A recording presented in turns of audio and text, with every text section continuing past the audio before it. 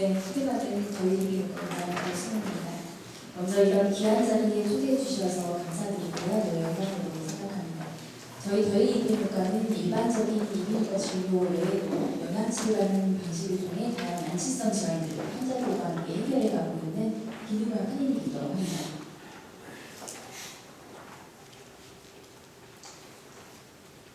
자, 4차 산업혁명을 대비한 의사들이 가야 될 길은 무엇일까요? 약 한 달 전 중앙일보에는 다음과 같은 기사가 실렸습니다. 이제 인공지능 의사를 왔으니 2030년에는 의사들이 하는 일의 약 70%를 대체할 수 있다. 특히 메디컬 파트를 거의 대체할 수 있을 것으로 보고 있는데요. 2055년도 인류 미래 보고서를 보면 다음과 같은 의사들은 살아남을 것으로 생각을 하는데 바로 서전, 그리고 인터벤셔니스트, 그리고 오늘 제가 말씀드린 펑셔널 메디슨 닥터입니다.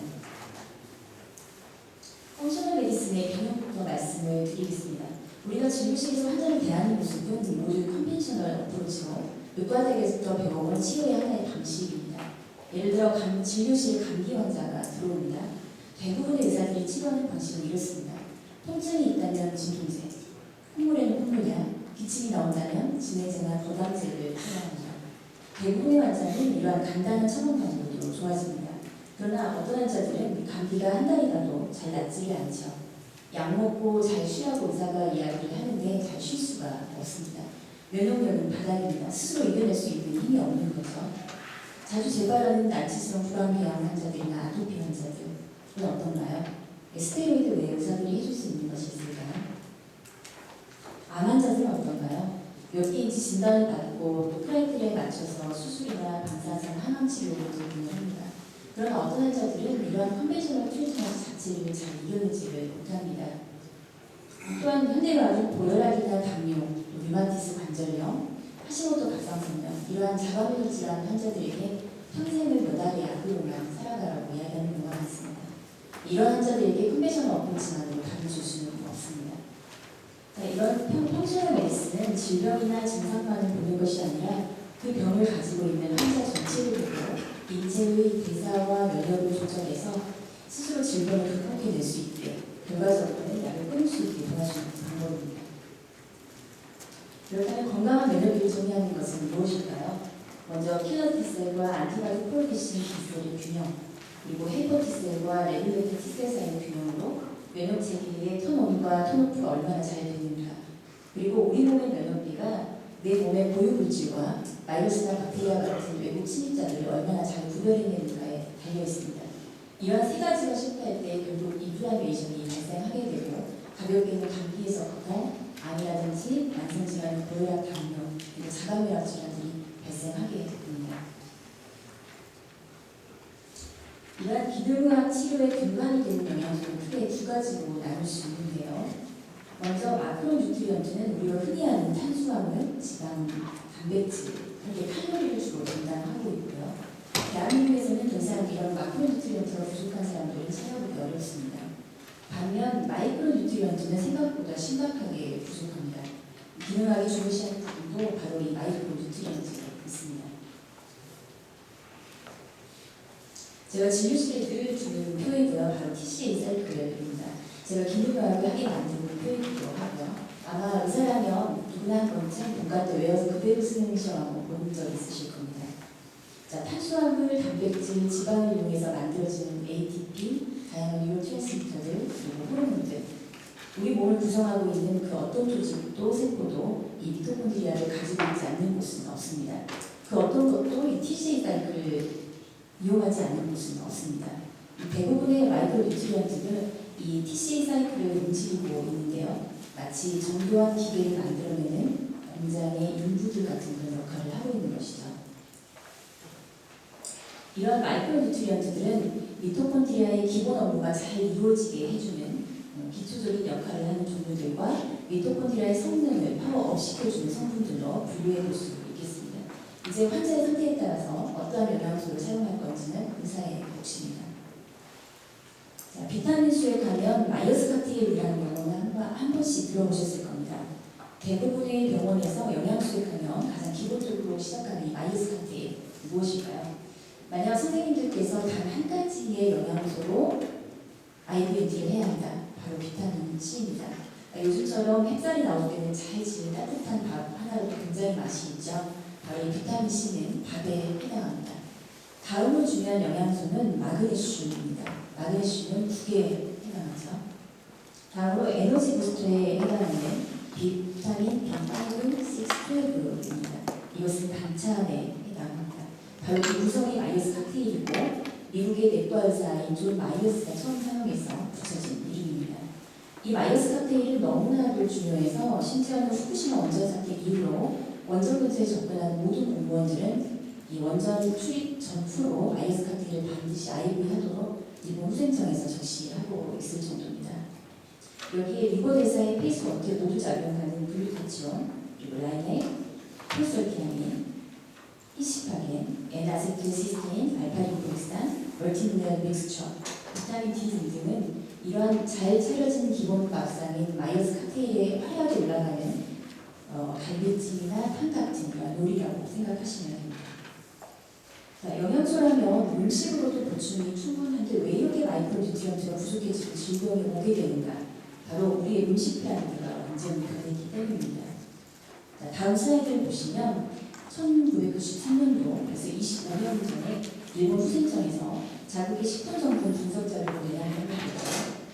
먼저 시금치를 보시면 50년대 시금치 한 단에 들어있던 비타민 C 그리고 철분을 13년간 비교해봤습니다. 50년대 시금치 한 단을 먹을 때 섭취 가능했던 비타민 C가 93년에는 약 20단을 먹어야 가능하게 된 거죠. 53년도에 한 젓가락이 들어있던 철분을 섭취하기 위해서는 93년도에는 15젓가락을 먹어야 같은 양의 철분을 섭취할 수 있습니다. 그럼 93년으로부터 25년이 지난 오늘 2017년은 어떻다고 생각하십니까? 미국의 농림부 결과도 마찬가지입니다. 하루 섭취 권장량에도 턱없이 부족한 영양소들이 대부분이고 심지어 달걀 노른자, 콜레스테롤 때문에 잘 드시지 않는데 심지어 이 콜레스테롤도 과거의 3분의 1 수준으로 줄어든 것이 현실입니다. 아무리 좋은 음식을 많이 먹는다고 해도 오염된 토양과 환경 속에서 자란 음식들이 과연 얼마나 효과가 있을까요? 이렇게 비타민C가 비교적 많은 과일을 매일 다량 섭취한다고 해도 과연 우리가 얼마나 먹을 수 있을까요? 만약 우리가 감기에 걸렸다고 갑자기 레몬을 몽땅 먹으면 감기가 빨리 나을 수 있을까요? 자, 이러한 약효와 딜리버리의 문제는 의학적 측면에서 매우 중요한 부분입니다. 다음 도표를 보시면 IV와 비교했을 때 각 세포로의 흡수율을 비교해 보는 표인데요. IV가 약 100%라면 IN은 75%, 더 심각하게는 ORP의 경우 0에서 10%입니다. 바로 이것이 우리가 정맥 영양분과 바로 IVNT를 해야 하는 이유입니다. 가장 많이 사용되고 있는 비타민C 앰플입니다. 약 한 앰플에 10g으로 구성되어 있고 대부분 한 번 주사에 한 앰플 이상을 환자들이 맞게 되는데요. 이러한 경우 약 오렌지 200개를 100% 흡수할 수 있는 효과를 가지고 있습니다. 비타민C의 효능 효과는 굉장히 많지만 99년도 논문이고요. 감기와 독감 증상에 감기약만 사용한 그룹과 비타민C를 함께 사용한 그룹에서 매우 유의한 차이가 나는 것을 볼 수 있습니다. 특히 안티바이럴 이펙트가 매우 강하기 때문에 바이럴 인펙션에 매우 좋은 효과를 주는 것으로 볼 수 있겠습니다. 이곳은 저희 병원 정맥 영양주사실이고요. 1인실부터 4인실까지 구비했고 주사만 맞고 가는 것이 아니라 이렇게 마을의 힐링까지 얻어갈 수 있도록 편안하게 설계했습니다. 영양치료실의 경우 치료라는 생각보다 건강 증진을 위해서 만든다는 느낌이 들도록 설계하고요. 이 외에도 건식 영양소를 함께 구비해서 필요한 환자들에게 함께 제공하고 있습니다.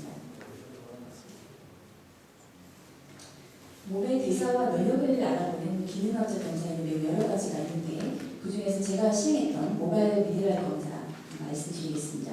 좌측의 경우는 제 선배이신 성형외과 원장님의 자녀인데요. 매우 심한 아토피 때문에 피부과 알러지맥과 등의 원인 불명, 심지어는 한의원까지 전전했던 환자입니다.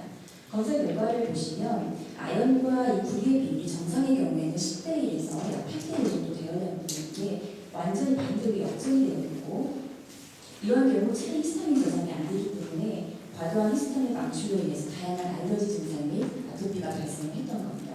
이렇게 기능학 검사를 통해서 원인을 발견하고 이 영양소의 불균형을 해결해주자 증상이 드라마틱하게 호전이 되었습니다. 복층 환자의 경우에는 10년 이상 낫지 않은 구내염으로 환자도 역시 여러 병원을 전전하다가 이런 환자입니다.